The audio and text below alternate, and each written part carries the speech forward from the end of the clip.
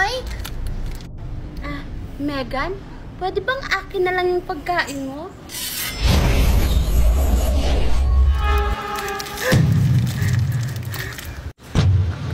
Ano? Ibibigay mo ba o hindi? Sa tingin mo, matatakasan mo ko?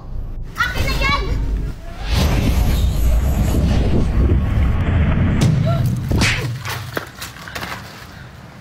Ibalik mo sa akin yung baon ko, Mimay!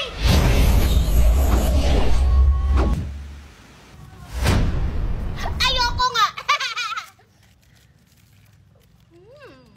Hala! Yung pagkain ko! Masnaya ka! Mimay! Bumalik ka! Ibalik mo yung pagkain ko! Isusubo kita kay Mami!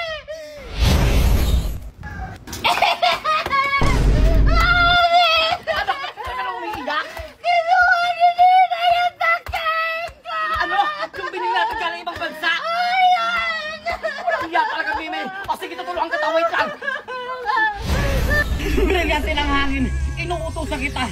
Dali mo kami kung saan naroroon si Mimay. Ngayon din. Ayan, may bago akong laruan. Papatunugin ka. Hala, sumasayaw. Tabi, tulungan mo ko!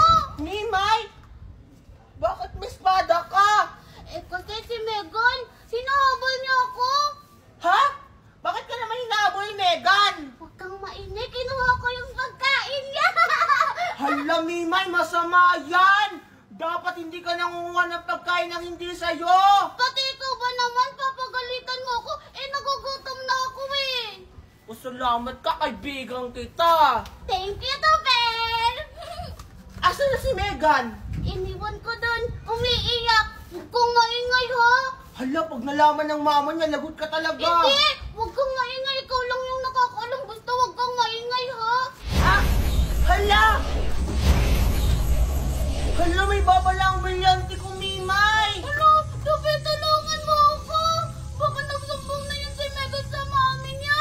Tama ka, papunta na yung mami niya dito sa si Megan. Itatago mo ako. Itatago mo ako, Topel. Kailangan na natin umalis dito.